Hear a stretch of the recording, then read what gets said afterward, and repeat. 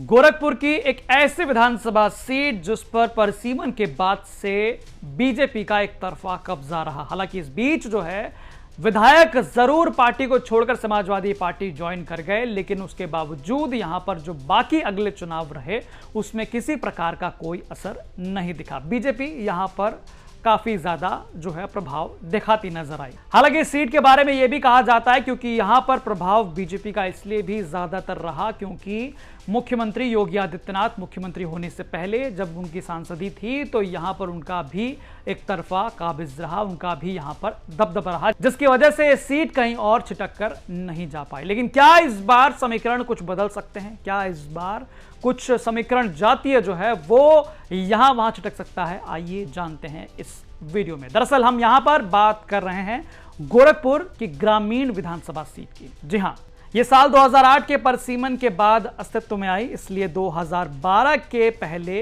यह सीट अलग नहीं थी। पहले के चुनाव में यह गोरखपुर क्षेत्र की अन्य सीटों में शामिल थी। यह सीट जो है यहां पर निषाद और अन्य पिछड़ी जातियों के बहुल्य मानी जाती है और गोरखपुर लोकसभा के अंतर्गत यह आती है।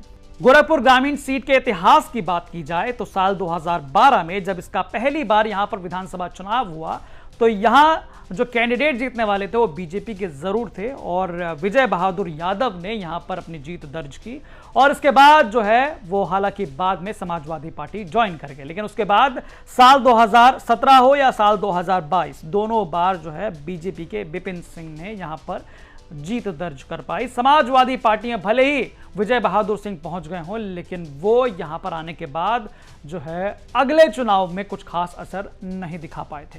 हालांकि इस बार समाजवादी पार्टी के जिला अध्यक्ष का साफ तौर पर कहना है कि इस बार समीकरण कुछ बदले हैं और समाजवादी पार्टी इस बार नई तैयारी के साथ जो है मैदान में उतरने वाली है और वो कहीं ना कहीं जीत का दावा बोलते नजर आए। हालांकि बीजेपी के क्षेत्रीय अध्यक्ष का साफ तौर पर यह कहना है कि आज भी ये सीट दबदबे में बीजेपी की है और अगर चुनाव हो जाए तो यहां पर बीजेपी को कोई भी टस से मस नहीं कर सकता। ग्रामीण विधानसभा में जो पहले की स्थिति थी उससे हम काफी बेहतर हैं और हमें भरोसा है कि इस बार जीत करके हम दिखाएंगे। गोरखपुर ग्रामीण जीतेंगे और जीतने का जो समीकरण है एकदम साफ है, स्पष्ट है कि पिछली बार जो जिस तरह से हमारी पार्टी लड़ी थी उससे दोगुना और अच्छी ताकत में हम लड़ने जा रहे हैं। इधर 2017 से लेके 2000 आज हम 26 में हैं। पूज्य योगी आदित्यनाथ जी ने गोरखपुर में एक अमूल चूल विकास हुआ और जो गोरखपुर ग्रामीण सदैव जल से प्रभावित रहता था, आज तमाम तरह के बंधों को बन के और वहां से जल निकासी का प्रबंध करके वहां की सड़कें, वहां के लोगों को जीवन स्तर उठाने का प्रयत्न उत्तर प्रदेश की सरकार को योगी आदित्यनाथ जी ने किया है। तो मुझे लगता है कि इधर 2 बार से भाजपा की सरकार में विपिन सिंह जी हैं, उसके पहले भी हमारे भारतीय जनता पार्टी से जीते थे, भले आज दूसरे दल में चले गए। आगामी आने वाले 2027 के चुनाव में फिर गोरखपुर ग्रामीण से प्रचंड भारतीय जनता पार्टी की जीत होगी। तो तमाम नेता नगरी चाहे बीजेपी की तरफ से हो या समाजवादी पार्टी की तरफ से, वो दोनों ही तरफ से अपना अपना कहीं ना कहीं दावा बोलते नजर आए। लेकिन क्या कुछ जो है वरिष्ठ पत्रकारों का कहना है, वो वरिष्ठ पत्रकार जो सालों से यहां पर विधानसभा चुनाव कवर कर रहे हैं, हर एक प्रत्याशी को उन्होंने देखा, हर एक समीकरण को क्लोजली मॉनिटर किया है, उनका क्या कुछ कहना है इस पूरे विधानसभा सीट पर, सुनिए जरा। देखिए, पहले तो यहाँ भाजपा ही रही है, 4 या 3 बार से जो है भाजपा ही रही है और उससे पहले कौड़ी राम विधानसभा और ग्रामीण शहर मिला करके देहात ग्रामीण विधानसभा बना है। तो उससे पहले कौड़ी राम विधानसभा थी जहाँ पे सपा हावी रहती थी, लेकिन जब से ग्रामीण हुआ है तब से भाजपा यहाँ हावी है। अब आगे की स्थिति क्या बनती है इस SIR के बाद वो सोचने वाली बात होगी, क्योंकि ज्यादातर लोगों ने कोशिश किया है अपने गांव से मतदाता बनने की, तो शहर से वो मतदाता कम हुए हैं। ऐसी स्थिति में यहाँ प्रभाव पड़ सकता है भाजपा के लिए, क्योंकि जो ग्रामीण क्षेत्र में जो शहरी इलाका है, अधिकतर देहात के लोग नए क्षेत्र डेवलप हुए हैं, वहां के लोग बसे हुए हैं देहातों से, तो अधिकतर लोग गांव की तरफ रुख कर लिए हैं। इसे क्या किसके लिए खतरा हो सकता है? ये तो भाई भाजपा के लिए कड़ी मेहनत करनी पड़ेगी इस बार, कटु सत्य है, और ये लोग मेहनत नहीं करेंगे तो इस बार समीकरण बदल सकता है। लेकिन जब से SIR या UBC लागू हुआ है SIR लागू होने से बहुत से तमाम ग्रामीण विधानसभाओं में बाहरी लोग हैं, सारे बिहार के और तमाम देवरिया और बॉर्डर के ही सारे लोग हैं। तो 60% लोगों का तो शिफ्ट हो गया है वोट, और वोट शिफ्ट होने से हमको लग रहा है इस बार भाजपा के लिए कठिनाई होगी। अगर भाजपा जो है कठिन दौर में आ जाएगी, कोई हार जीत भी कोई ज्यादा रहा नहीं है, इसलिए हमको एक पूरा है कि अगर भाजपा ठीक से लड़ाई नहीं लड़ेगी तो कठिनाई दौर आएगा ही आएगा।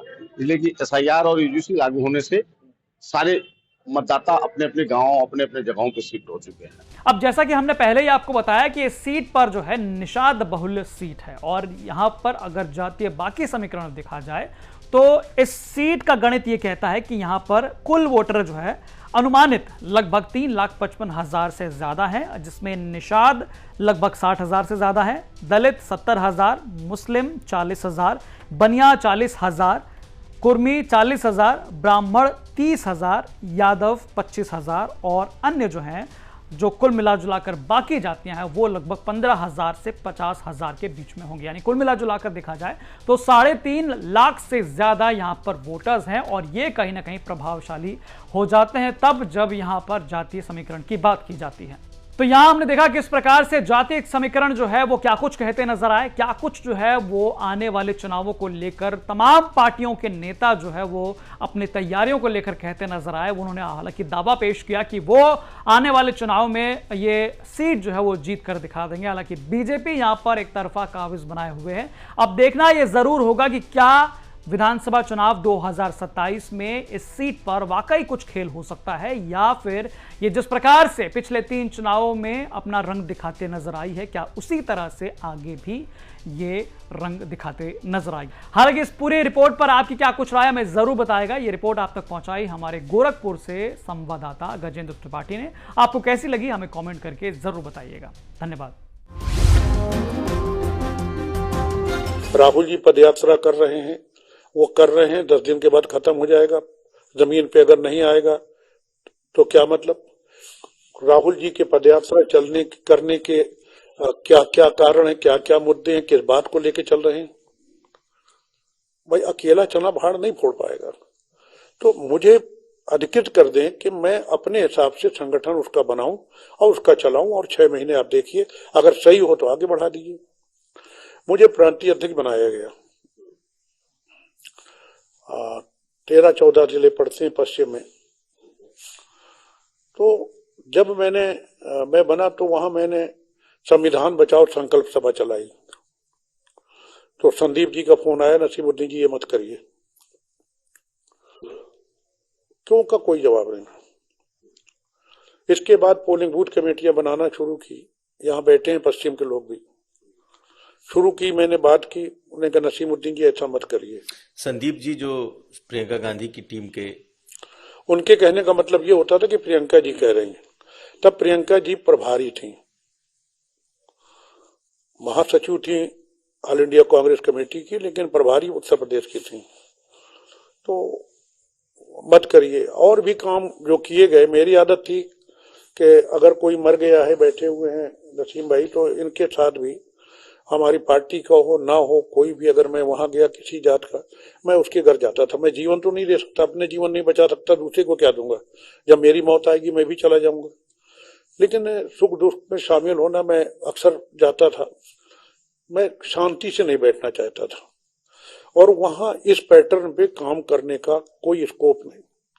वहां पर जनसभा कर लीजिए, टेबल टॉक कर लीजिए, योजनाएं बना लीजिए, तो वो ठीक है। हालांकि अब पोलिंग बूथ कमेटियां बनाना शुरू की हैं,